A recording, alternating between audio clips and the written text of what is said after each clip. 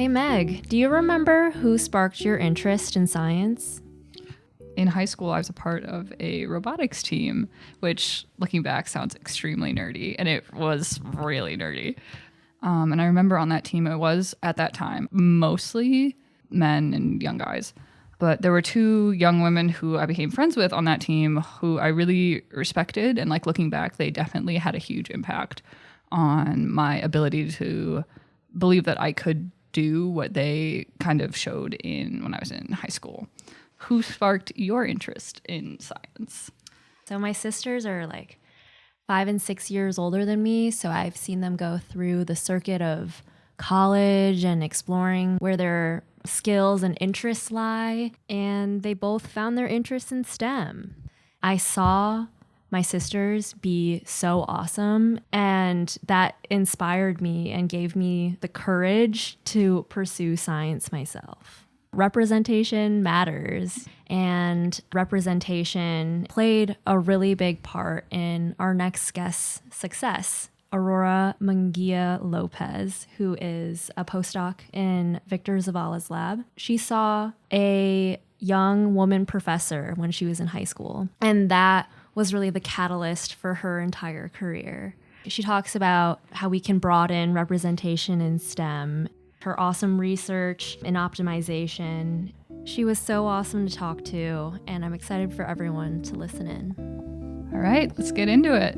From the Wisconsin Energy Institute and the Great Lakes Bioenergy Research Center, I'm Meg. And I'm Michelle. And you're listening to Propelling Women in Power, a podcast about the careers of women in energy at the Wisconsin Energy Institute on the UW-Madison campus and our sister institution, the Great Lakes Bioenergy Research Center. Let's get into it with Aurora Munguía López. My name is Aurora, and my pronouns are she and her. I hold a PhD in chemical engineering with a focus on process systems engineering.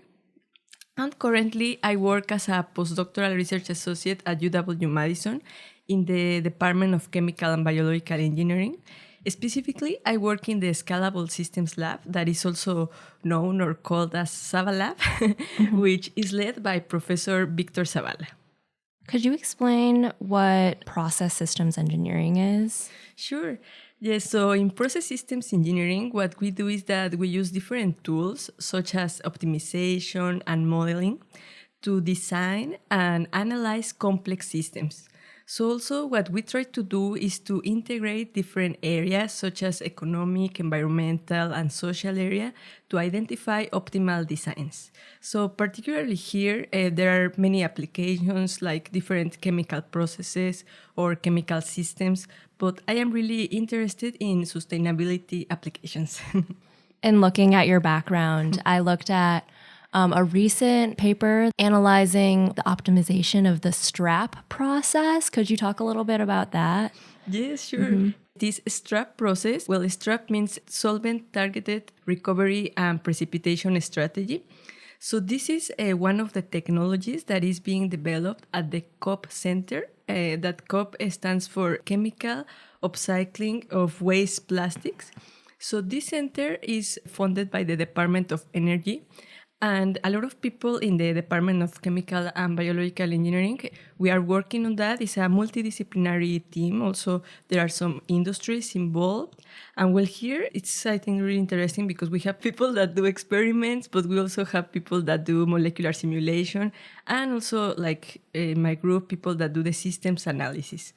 So here we are trying to identify new technologies to help recycle plastics that are not currently recycled. And STRAP is a technology that does that. So, for example, for food packaging, there is a plastic that is widely used that is called multi-layer films. So we can see these films like, oh, there's just a little thin, transparent plastic film, but it is actually made of different polymers. So it's not easy to recycle. So we are trying these solvent-based strategies to recycle these plastics and hopefully try to reduce resource consumption and, of course, help improve metrics such as climate change impact or energy use. So these plastics, they're made up of a bunch of different kinds of polymers. Is that process trying to separate the different polymers? Yes, that is pretty much what we are trying to do that. So this process selectively dissolves a target polymer. Then they precipitate this polymer and separate it, and then repeat this step several times. But of course, there are a lot of complex things involved there, like, oh, what solvent should we use? At what temperature? How much time should we leave the plastic with the solvent? And so many things that are involved there that we are trying to help with that. Like all the different teams are trying to collaborate, which I really like because we get different points of view. With everything that's going on with your research, what excites you the most? Oh, well, I have to say many things, right? Of course. But if I have to choose one, I will say that this area of process systems engineering is just very exciting to me because I really like to see how we can integrate these different aspects, right? Like combine economics and the environmental performance and try to find trade-offs between these objectives because, of course, to enable sustainability, we need to consider all these aspects, right? Also, recently, I'm just looking into trying to incorporate the social analysis in this type of systems. So I think that is also something important to consider. And just now in this project with the plastics, for me, it's really exciting to see that, oh, well, my work can help just a little bit, right, to enable sustainable systems and help to probably have a better world someday. And when you say social analysis, what do you mean by that? Yes, so actually this is not easy, right, to quantify the social impact of a process or of a system because, for instance, for the economic and environmental performance, we have already a lot of metrics available, but from the social analysis, there have been some efforts recently, but particularly I have looked into something called fairness schemes. So here we analyze how we can allocate resources between different stakeholders. By resources, this could be just profits, right? Money, revenues, but also it could be some natural resources, for instance, water. I was working like a few years ago about a project where we wanted to find the optimal and fair allocation of water between different crops in agriculture. So that is something that I have been looking into, and I also want to integrate that part now in this plastics recycling project. So with the social analysis part, is it looking at things like kind of through a justice lens? Yes, we are trying also to look into that. Well, in optimization, it's very common to have this objective function that is maximize the profits or maximize the revenue. And we only look into that. And I mean, of course, that is very important, right? Because if it is not economically viable, we are not going to do it. But also, I think that we need to consider how are we going to allocate those profits between the different stakeholders involved. Because, well, particularly in waste management in general, like not only plastics, there are many stakeholders involved. And we need to consider all that, like since the people that collect the waste and the people that are generating the waste, and then if we process that waste, generate products, also how are we going to consider all that supply chain? Where did you first get your interest in modeling, optimization, sustainability? I know that's a huge topic. Did you know that what you're doing now is what you always wanted to do? Sure, yes. Well, I don't know if I always knew exactly this, right? But like something like that, like I had a general idea. So, well, first, my interest in chemical engineering started back in high school, where I met a teacher that was a chemical engineer, and he used to tell us about a lot of stories about that and all the career pathways that one could have as chemical engineer. And he told us about this, oh, like you can work also like in sustainability problems and things like that. And I was like, oh, okay, that sounds cool, right? But then during my undergrad, I also was doing research in different areas because I wasn't sure like, oh, what I really want to do. So I explored different groups. And at the end, I found a group that was doing optimization and modeling. And I was like, wow, this is great. I really like this. I definitely want to continue doing this. And then in my PhD, I started working on sustainability applications. Like my very first paper was trying to address also something like that. So at the end, everything came together and I just knew, oh, this is what I want to do. What specifically about optimization was like it clicked for you? Like that was what you were really interested in? The first time I heard a professor talking about that, it was like the typical example. If you think about it, you are always using optimization, right? Because when you take your car to go to your from your house to work or something like that, you are thinking, oh, should I take this street or should I take this other? What is going to take me less time? What is the optimal path for me to go to work? And I was like, oh, yes, it's true. It's something that we do every day. But that was just an example. But then he shows us how we can do different things with that, like analyze complex systems and find trade-offs and identify optimal solutions that are not obvious, like at the first glance. So I just love that. And I thought, wow, I think this can be very useful for many different things. So I really like, I think the most that I like is the trade-offs that you can find between different objectives using optimization techniques. Can you talk a little bit about your path to UW-Madison? Sure. So Ilor started back in 2018. So in that year, I was studying my PhD in Mexico, where I am originally from, and then an opportunity to come to UW-Madison as a visiting scholar came up. So I thought, oh, well, this is great. Let's do it, right? So I came to Madison and I joined the Zavalab, where I was working with Professor Victor Zavalab, that is who I am working with right now. And I was here for a year. And after that, I went back to Mexico to finish my PhD and graduate. And when I graduated, I was like, okay, I know I want to stay in academia. So I started to look for postdoc positions and I was looking everywhere. And then I saw Professor Zavalab in a conference and I just asked him and he said, hey, you know what, actually, I have an open position right now in my lab. And I was like, oh, wow, this is nice. So we talked about it. He told me about the project that he had at that moment and so on.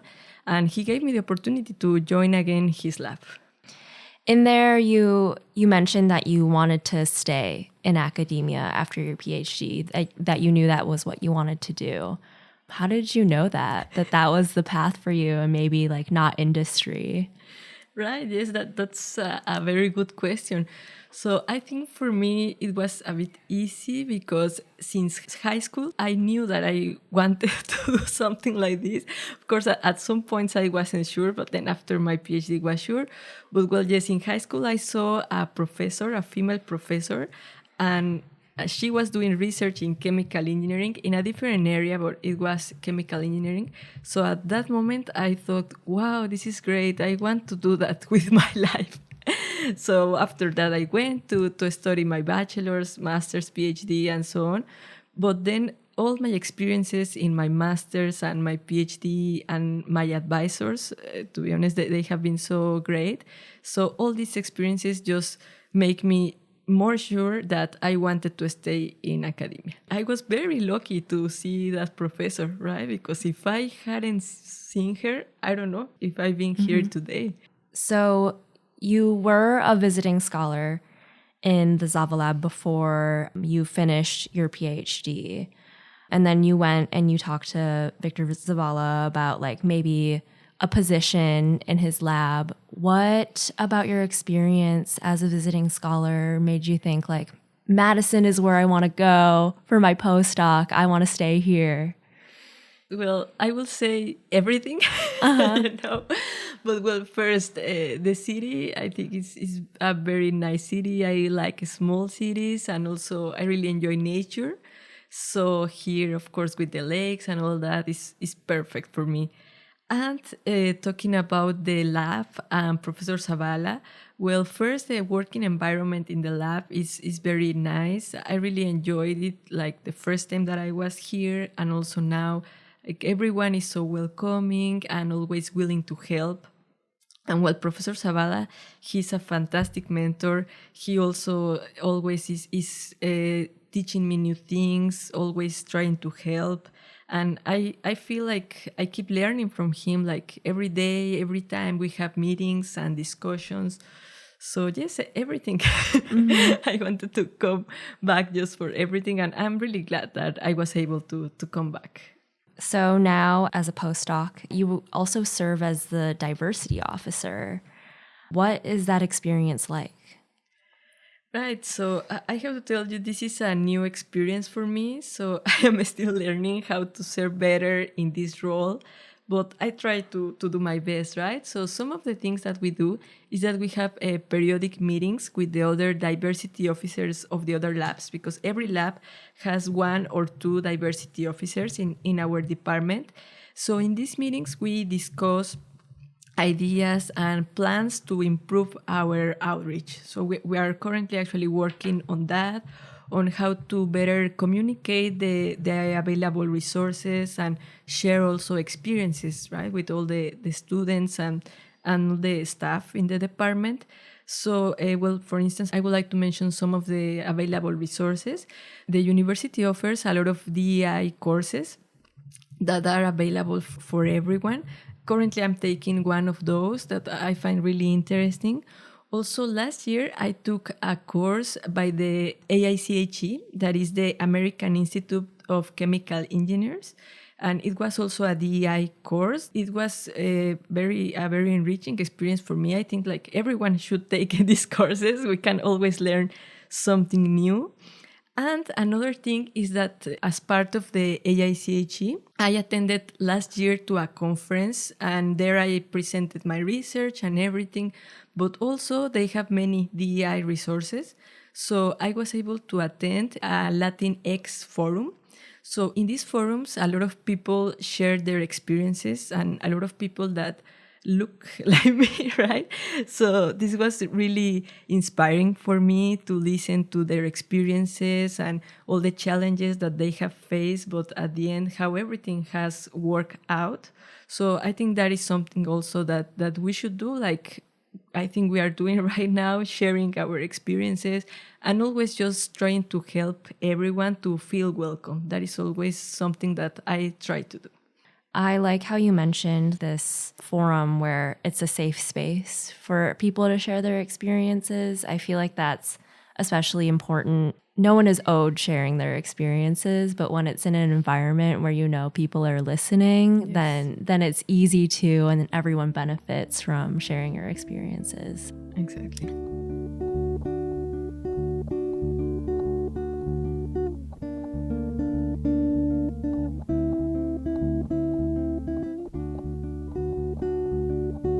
You've mentioned Professor Zavala as one of your mentors in your journey, and this female professor that you saw in high school. I'm wondering, did you have any other mentors? What were the big things that your mentors did for you along the way?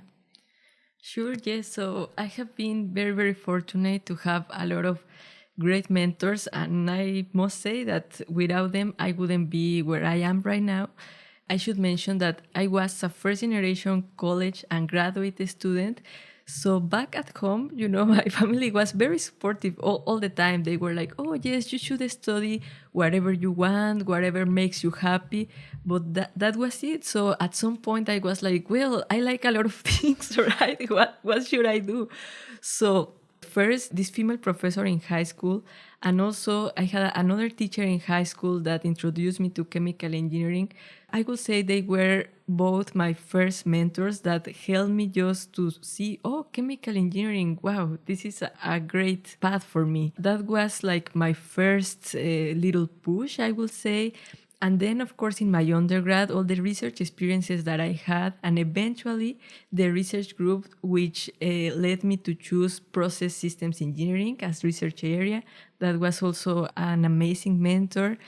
And then in my PhD, of course, I am very grateful with my PhD advisors and now with my postdoc advisor because, I have learned a lot from them. They show me how to see and address problems in a very different way. And for that, I will always be grateful. Of course, they are now just like role models for me. And I'm really, really happy and fortunate that I have had all these amazing mentors. It's cool that your mentors now, they're now your role models.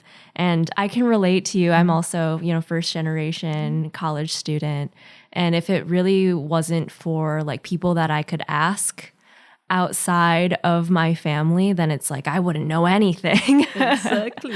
Yeah. Yes. I think that's very important now that you're mentioning it, that we should reach out to people, right? If we just have questions or something, just go and ask. And there is a lot of people always that want to help. Yeah, that's so important. Like, I know if someone maybe younger than me asks like, oh, like, how did you do this or something like that, I am so ready to help. Exactly. Like you want to. Right. Yeah. People love feeling like they help someone. Exactly.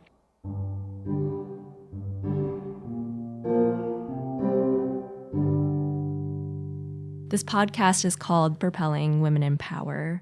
Can you think of any specific moment or decision that was an integral part of you finding your power? I will say back in 2018, when I first came to UW-Madison, at that point, I was facing many challenges, right? I was just moving to a different country, being away from my family, and also trying to address new research questions. So that was a hard moment for me. And there was one moment that I thought, you know what, I think I cannot do this. I was surrounded by so many talented researchers, and I just felt that I wasn't enough, to be honest. It was hard for me, but then one day I was like, I need to remind myself that I really want this path. So I reminded myself how much I wanted to follow the academia path, and I just tried to do my best and keep working and keep staying positive. And at the end, everything worked out. Everything went well. In that moment where you were questioning yourself, maybe comparing yourself to others, you kind of just let your optimism guide you out of that like darker place. Exactly. Mm-hmm. Yes, you're completely right. And that is something that still I do some days, right? That are not very good days. I just remind myself, okay, you can do this, and just keep working, and everything is going to work out, and stay positive. You're right. Right. Yeah. There's like an element of just remembering that you can trust yourself. Exactly. What obstacles have you faced on your career path? And I know your experience as a woman in STEM and engineering has been a challenge. Can you talk a little bit more about that? I think an obstacle that I have faced and that many women in STEM and academia also have faced is the lack of representation, right? So sometimes it's hard to see just male professors because you just look around and you see amazing researchers, but they are all male researchers or male professors. And then it makes you wonder, right? Why aren't there a lot of women in this position? And it makes you wonder, so that means that I cannot be in that position, or what's going on there? But I think that the good thing about this is that these of course have been improving in the last few years. I would say this was more common when I was starting my undergrad and so on. I think that another challenge is to have as well only male colleagues, because then, of course, they are great, but sometimes you don't feel the same way as you are talking to a female colleague or something like that. But I must say that in my experience, I have had a lot of male colleagues, but all of them have been very kind and very supportive. So I have always feel welcome and comfortable. So that is something great. I like that you mentioned that even if everyone, is a great person, there's still just an element missing of like that shared experience. Like you're also a woman in my field and have experienced this like imposter syndrome of like being surrounded by men and feeling like you might not belong. Exactly. Yes, that's a good point. Along with the challenges, that imposter syndrome that you feel that come with being a woman in STEM, I know that you've also faced some challenges with being from a different country and moving to another country. Can you talk about that journey? Yes, that's a great question. So yes, like on top of that, you have also only that. And there are many challenges that you need to face just when you go away from home, right? To a different state. But then, of course, if you go to a different country, there are a lot of things like everything is different, the culture, the food, everything. But also, I will say it's a very enriching experience. So at the beginning, it's hard. But then once you adapt and start learning about all the new things that you have there, it's something great. I think it has helped me to grow and become someone better.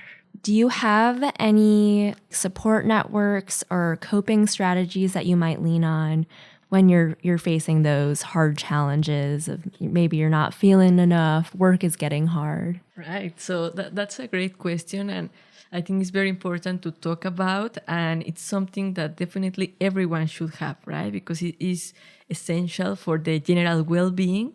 So, what I do or what works for me is that I will say first, part of my support network are my colleagues because they are experiencing similar things to me, right? So we can talk about it and discuss. That is just so helpful. And also my advisor, he's part of this network as well because he's very supportive and he's always available to talk, like not only about research, like if you need to talk about something else, he's there and he cares a lot about well-being. And as a coping strategy, I will say just leaning on my family and my partner. They are always supporting me, so that is essential and I'm always grateful for that. And also just doing something outside work, right? Like just go for a walk, go for a run. That is key and that changes everything. Knowing all of what you know now, your whole journey, what advice would you give to your younger self? Right, so that's a great question, and I think I will give you the common answer, unfortunately. That is just like, don't worry, right? But it's true because sometimes we worry just too much and keep working and not worry too much. So I will add that, right? Yeah. I will say to my younger self that, like, just don't worry, but keep working hard. Yes. So the lack of representation obviously is a huge challenge facing STEM fields. And you talked about how important it was for you to see that female professor, and that's kind of set you on your path now.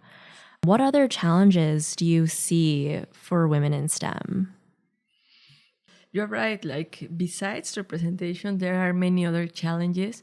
And one of them that, well, I have talked about this with other colleagues and also from my experience, I've seen that sometimes we as women don't think that are enough. And sometimes we are just afraid to share our ideas or propose something new. So even if everyone in a room, like we are having a meeting and everyone in the room is nice and welcoming, sometimes women just don't express their ideas. So I think that we need to work on that to be confident of ourselves and keep fostering this collaborative environment where male colleagues, female colleagues, like everyone can be there and everyone can feel free to express their ideas and propose new things and just keep working on that. Like I remind that actually to myself every day. What changes would you like to see to make STEM more equitable? I think we can start by supporting each other, right? Like minorities or different communities just try to help and support each other. And that is something that I try to do. For instance, every time that I meet another person from a minority group, well, the first thing is that I'm happy, like they are trying to join STEM or to join academia and just follow their dreams. And I always try to be supportive with them and help them. And, oh, you know what, if I can answer any question, please let me know, and things like that. Because I have had a lot of people that have helped me. So I think trying to build this community where we can trust and help each other, that can definitely help make STEM more equitable.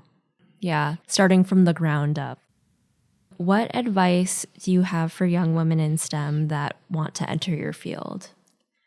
I think it go back to be confident on yourself. I will say you should trust your skills and just go for it. And like from my experience, if one day you feel like you are not enough or you are not for doing this, then you should seek advice and reach out to other women with more experience, because as we were talking about earlier, there are always a lot of people that want to help each other. We just need to ask for it and we can find help somewhere.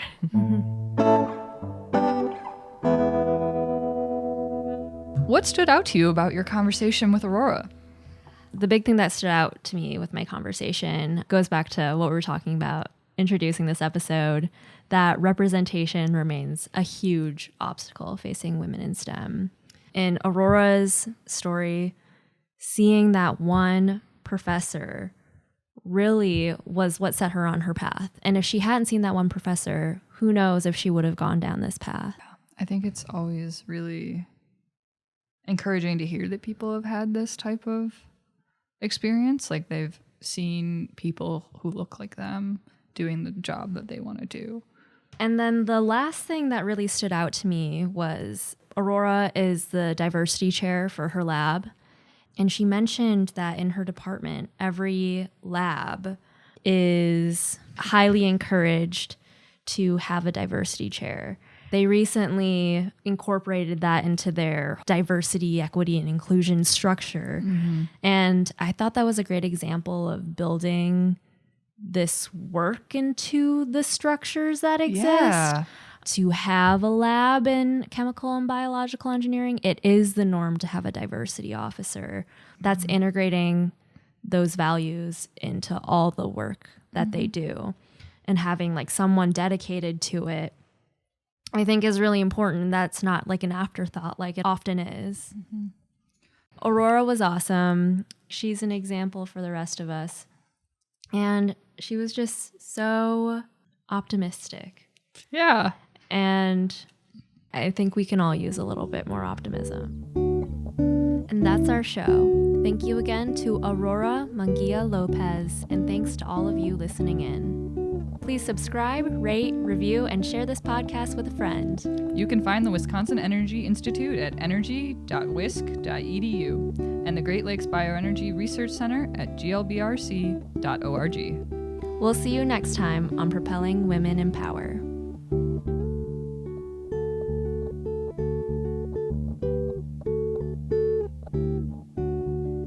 What is your superpower? I always try to be optimistic because when things don't go well, I just try to keep moving forward.